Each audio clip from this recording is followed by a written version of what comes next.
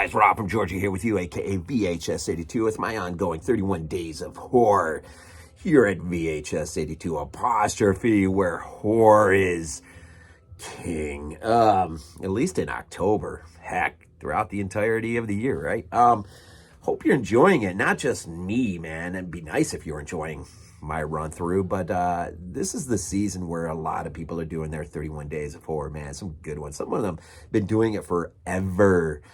This is my first inaugural season, so I pray you're kind.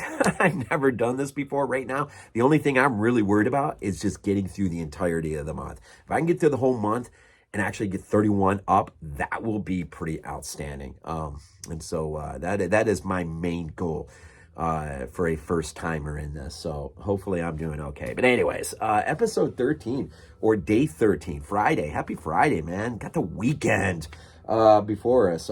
Almost to the middle of the month, man. We're getting close. Of course, this wasn't on my original list for this month. This is sort of a cross something out, throw this in. This has been on my mind lately. I just could not get it out of my mind, man. And so I went ahead and revisited it the other night. The Prince of Darkness. In some ways, like Dario Argento's. I know I said this a few vids ago, I think, referenced Phenomena by Argento in relation, was it to The Fog? In terms of, my go-to, my comfort food, right? This one has grown on me. I wouldn't say it's comfort food, although it's getting to that point maybe. But this is sort of like, this is 1987, John Carpenter, part of his Apocalypse trilogy. But it's sort of like my Dario Argento opera from 87, same year. I don't know. Those two movies, man, have grown on me so much. I love freaking opera. I think it's one of the greatest freaking slashers with some minor strands of giallo in there, perhaps. But Prince of Darkness, of late, in the latter part of my life, has grown on me to the point where I'm not going to say it's better than Thing. I just could never bring myself to do something like that. But it is in the upper heap of my favorite John Carpenter films. This is the atmosphere, just the apocalyptic vibe, feel of it, the nightmare quality to it, the dream quality to some of these nightmares that repetitively sort of a glimpse into the future, a future that could be. Very well may not be, but could be, depending on sacrifices that are made. And it really is a siege film, right? All held up in that old church. And just the whole from the very beginning. And the title sequence that seems to run like 15 minutes or something like that. William Quatermass, of course, the pseudonym by Carpenter, which the Quatermass in the Pit. I was looking for that the other day. I can't find that anywhere to watch. I really do need just to buy that. I really, really was in the mood to watch it. I couldn't even rent it on Prime. How is that even possible? Anyways, if anyone knows where it is streaming, please tell me down below. Quatermass in the Pit from like 67, is it? I really, really want to see that movie. There is a connection between that and this movie that I just want to check out deeper. Anyway, so great cast, man. But when does Carpenter not have a great cast? I mean, seriously, Donald Pleasence, Jameson Parker, which I remember from Simon and Simon. Victor Wong, of course, is so freaking awesome as the professor, man. Byrek, Peter Jason, of course, some veterans from Carpenter films. Kib, first-time cinematographer here, will go on to shoot They Live, Vampires. He'll provide additional photography for Halloween too, man. Oh, and how did I forget, man? Alice Cooper's in this thing. Mark Shostrom will deliver a lot of the effects and stuff. K&B veteran, right? Phantasm 2, I'm just thinking off the top of my head.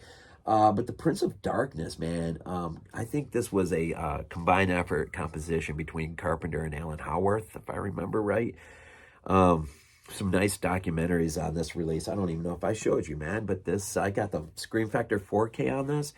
I love 4K, but I'm really picky what I buy for 4K. I mean, my 4K collection is pretty, small. You want to see some great 4K reviews. Lonnie, our Saturday reviewer of BodyBags on his channel, Tats, I think it is. I may just drop the link down there below for you. He has got some outstanding 4K reviews. That guy, he's into 4Ks, man. He buys a lot of 4Ks. I love watching his reviews. But Screen Factory, I thought, I have their blue for The Thing. I probably have more copies of The Thing than I know what to do with. But I wasn't that impressed with Scream Factory's how they dealt with the transfer of The Thing. And so, I don't know, Scream Factory is sort of a hit and miss with me in terms of transfer quality. Now, packaging, extras, and all that other junk, man, Scream Factory usually hits it out of the park, generally speaking. But this 4K release by Scream Factory, it looks freaking phenomenal. This is just the Blu-ray that I have in down here. But the 4K upstairs on my 4K, man, it is out of this world. It looks freaking fantastic. I was really impressed with it. And it probably because of the darker texture of the film, probably helps. Nice little beautiful slip. Backside. Prince of Darkness, though, man. What's Halloween, man? What's October without some apocalyptic vibes going on? You got a priest that dies at the beginning. He's been sort of the protector, I guess, of a key that unlocks a door in this for the most part, it's an abandoned, rundown church in the middle of this, in the city, and lost, forgotten by the average person who, as we learn in the movie, some of which might have memories of their parents going there, but has since been pretty much just shut down. And so he dies, man, with the container holding the key, and of course Donald Pleasance, who is the priest. He comes to see what all this mess is about, man, and realizes after reading his journal and stuff, the gravity of the situation that is unfolding. And as he goes down into the inner bowels of the church and sees this big canister with this flowing green material, he starts to realize that it's imprisoned a Satan-like entity. This is not a biblical representation of who Lucifer is. It's more of a Gnostic sort of approach where you have basically on one flip of the coin, God that represents all that is good, and then on the flip side of the coin, a God that represents all that is evil. And the one who represents all that is evil is vying for control to come back into our plane of existence and to basically rule as a tyrant over this world. And so even though there's some biblical things going on here, this at its heart is not a good biblical representation of how these things generally work. But for the story that it is wrapped up in, and then the many things that is dealing with, even maybe some extraterrestrialness going on, otherworldly stuff going on, the end of the world vibe stuff going on. This movie is so much freaking fun. I freaking love this movie, man. And the self-sacrifice that happens at the end, Jameson Parker's love interest and the decision she makes at the end. I thought Donald Pleasance is freaking awesome in this. And for what little we get from him, Alice Cooper was a standout in this.